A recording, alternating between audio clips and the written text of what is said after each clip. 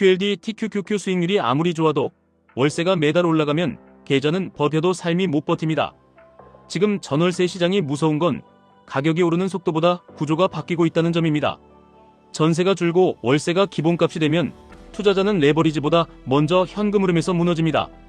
그래서 오늘은 전세 사는 시대가 끝난다는 말이 왜 나오는지, 그 끝이 왜 전월세의 지옥으로 이어지는지, 그리고 그 지옥에서 QLD TQQQ를 흔들리지 않게 굴리는 현실적인 구조를 바로 잡아드리겠습니다. 지금 전세는 수급지수 자체가 꼬여 있습니다. 평균이 100인데 160, 170을 넘기고 체감으로는 200에 가깝다는 말까지 나옵니다. 이 숫자가 의미하는 건 단순합니다. 구할 집이 없다는 겁니다. 전세가 귀해지면 어떻게 되느냐? 집주인은 전세를 월세로 바꾸고 세입자는 선택지가 줄어들고 결국 같은 집에 더 많은 돈을 내게 됩니다. 여기서 중요한 포인트는 전세 가격이 폭등해서 난리가 나는 게 아니라 전세가 월세로 전환되면서 겉으로는 안정돼 보인다는 착시가 생긴다는 겁니다. 전세는 3, 4% 오른 것처럼 보이는데 월세는 20, 30%씩 뛰어버립니다.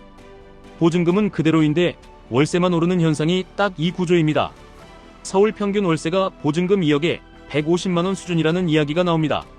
서초 같은 곳은 보증금 4억대에 월세가 260만원까지 보입니다.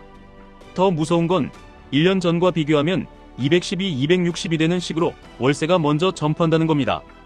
이건 물가처럼 천천히 오르는 게 아니라 공급이 막히고 수요가 몰리면 한 번에 튀는 형태입니다. 왜 이렇게 됐느냐? 핵심은 공급이 아니라 공급이 나올 수 없는 구조입니다. 장기 공급 계획은 발표합니다. 몇만 호. 그런데 착공은 20년 후반, 28년, 29년, 늦으면 30년, 31년이라는 식으로 밀립니다. 계획은 멀고 지금 살 집은 당장 없고 그 사이에 공백은 전월세가 메우는데 그 전월세가 전세에서 월세로 갈아타면서 현금 흐름을 빨아들이는 겁니다. 여기에 정책이 시장을 더 한쪽으로 몰아넣었습니다.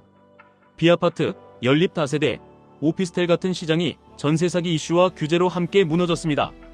통계로는 4년 기준 공급이 70% 이상 줄었다는 말까지 나옵니다. 이게 무슨 뜻이냐면 원래는 연립이나 오피스텔에서 시작해서 아파트로 올라가는 주거 사다리가 있었는데 그 중간층이 사라졌다는 겁니다. 그러면 전세든 월세든 수요가 전부 아파트로 쏠립니다. 아파트 공급은 충분하지 않습니다. 수요는 몰리고 공급은 막히고 결과는 하나입니다. 전월세가 올라갑니다. 서울은 특히 심각합니다. 주택 보급률이 96, 97에서 94까지 내려간다는 식으로 언급됩니다.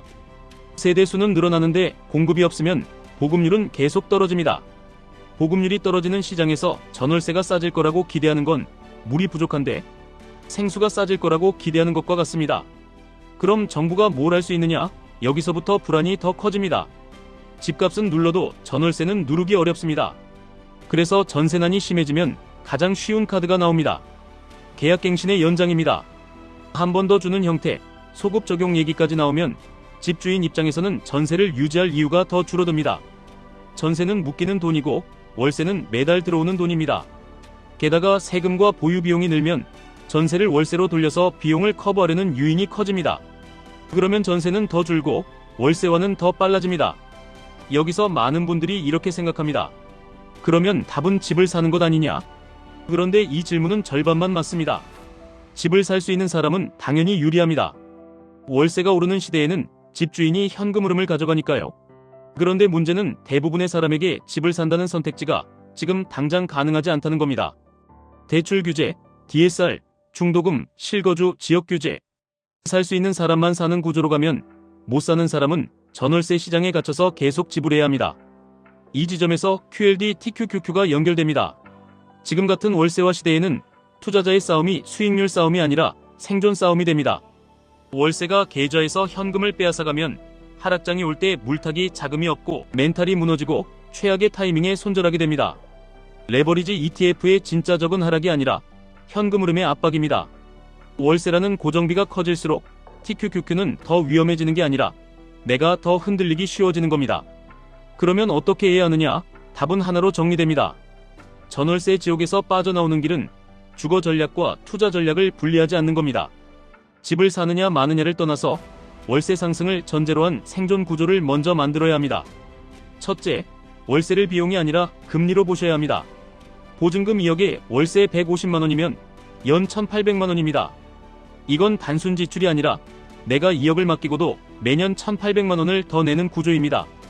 반대로 생각하면 월세 150만 원을 버티려면 연 1,800만 원의 현금 흐름이 필요하고 연 6% 현금 흐름을 만든다고 가정하면 3억이 필요합니다. 월세가 올라간다는 건 내가 달성해야 할 자산 규모가 자동으로 올라간다는 뜻입니다. 그래서 월세 시대의 투자 목표는 수익률이 아니라 현금 흐름 방어선입니다. 둘째, 내 집 마련이 가능하면 매매를, 지금 당장 어렵다면 장기 거주 옵션을 동시에 보셔야 합니다. 공공지원 민간임대처럼 10년 단위로 살 수 있는 상품, 경쟁률은 높지만 중간에 빠지는 사람도 많아서 대기 전략이 먹히는 구간이 있습니다. 무작정 기다리는 게 아니라 발품으로 들어갈 구멍을 찾는 방식입니다. 여기서 핵심은 내 인생의 가장 큰 비용인 주거비를 변동비로 두지 말고 가능하면 고정화하는 겁니다. 월세가 매년 튀는 시장에서는 주거비의 예측 가능성이 곧 투자 지속력입니다. 셋째, 그 다음이 QLD TQQQ입니다. 많은 분들이 QLD TQQQ를 수익률만 보고 잡습니다. 그런데 월세 시대에는 순서가 바뀌어야 합니다. 먼저 월세 방어용 완충 자금을 만들고 그 다음에 레버리지를 태우셔야 합니다. 완충이 없으면 레버리지는 투자 상품이 아니라 스트레스 증폭기입니다. 구조를 이렇게 잡으시면 됩니다. 생활비와 월세, 아이 교육비 같은 고정비 6개월치, 이걸 현금과 초단기 안전자산으로 먼저 만듭니다. 이게 있어야 하락장에서 버티고 추가 매수를 할 수 있고 무엇보다 손절을 피할 수 있습니다. 그 다음에 투자 자금을 두 통으로 나눕니다. 하나는 QLD, 하나는 TQQQ. QLD는 속도를 일정하게 가져가는 엔진, TQQQ는 강한 추세에서 폭발력을 주는 부스터라고 생각하시면 됩니다. 월세 시대에는 TQQQ 비중이 커질수록 계좌가 아니라 내가 흔들립니다. 그래서 본인이 버틸 수 있는 범위 안에서 QLD를 바닥으로 깔고 TQQQ는 규칙을 붙여서 운용하셔야 합니다. 규칙은 복잡할 필요가 없습니다. 단 하나만 기억하셔도 됩니다. 월세가 오르는 시대에는 레버리지를 들고도 월세를 낼 수 있어야 합니다. 다시 말해 하락장에서 현금 흐름이 끊기지 않는 포지션이어야 합니다. 이게 안되면 레버리지의 기대 수익은 전부 월세와 멘탈 비용으로 새어나갑니다. 여기서 사람들이 가장 많이 헷갈리는 질문이 나옵니다. 지금 집을 사라는 말이냐 아니면 QLD TQQQ로 집을 이기라는 말이냐? 둘 다 아닙니다. 집을 사는 건 선택이고 QLD TQQQ는 도구입니다. 오늘의 결론은 하나입니다. 전세가 줄고 월세가 늘어나는 구조에서는 주거비가 자산 형성 속도를 잡아먹습니다. 그래서 주거비를 고정하거나 예측 가능하게 만들고 그 다음에 QLD TQQQ를 굴려야 합니다. 순서를 바꾸면 결과가 바뀝니다. 또 이런 질문이 나옵니다. 월세가 오르면 오히려 집값도 오르는 것 아니냐? 가능성이 큽니다. 월세는 주거 수요가 강하다는 신호이고 공급이 따라오지 못하면 매매도 압박을 받습니다. 다만 지역과 상품에 따라 속도가 다르니 내가 살 수 있는 집, 내가 버틸 수 있는 집부터 계산하셔야 합니다. 월세를 피하려다 무리한 매매로 더 큰 리스크를 지면 그건 전월세 지옥에서 대출 지옥으로 이동하는 것뿐입니다. QLD TQQQ가 위험하지 않느냐는 질문도 나옵니다. 맞습니다. 위험합니다. 그런데 위험의 본질을 정확히 보셔야 합니다. 위험은 상품에서만 나오지 않습니다. 월세가 오르고 생활비가 빡빡해지고 갑자기 돈이 필요해지는 순간 그때 레버리지는 가장 나쁜 타이밍에 팔게 만드는 구조가 됩니다. 그래서 월세 시대의 레버리지 투자자는 차트보다 먼저 현금 흐름을 관리하는 사람입니다. 완충을 만들고 규칙을 세우고 절대로 월세 때문에 포지션을 흔들지 않는 구조를 만들어야 합니다. 마지막으로 한 가지를 더 말씀드리겠습니다. 전세가 사라진다는 말이 과장이냐? 아닙니다. 전세가 완전히 사라지지는 않을 겁니다. 다만 전세가 기본이던 시대가 끝나는 겁니다. 전세는 더 희소해지고 좋은 입지의 전세는 더 줄고 결국 시장의 표준은 보증금 있는 월세, 반전세 형태로 굳어질 가능성이 큽니다. 그 표준이 굳어지는 순간 세입자에게 남는 선택지는 두 가지뿐입니다. 주거비를 고정화하는 길을 찾거나 주거비를 이길 현금 흐름을 만드는 길입니다. QLD TQQQ는 그 두 번째 길에서 가장 강력한 도구가 될 수 있습니다. 하지만 도구는 순서가 있습니다. 월세를 감당할 구조를 먼저 만들고 그 다음에 레버리지를 얹으셔야 합니다. 그래야 월세 지옥이 와도 계좌를 지킬 뿐 아니라 그 지옥을 뚫고 자산을 키울 수 있습니다. 지금까지 1분 투자 하이젠버그였습니다.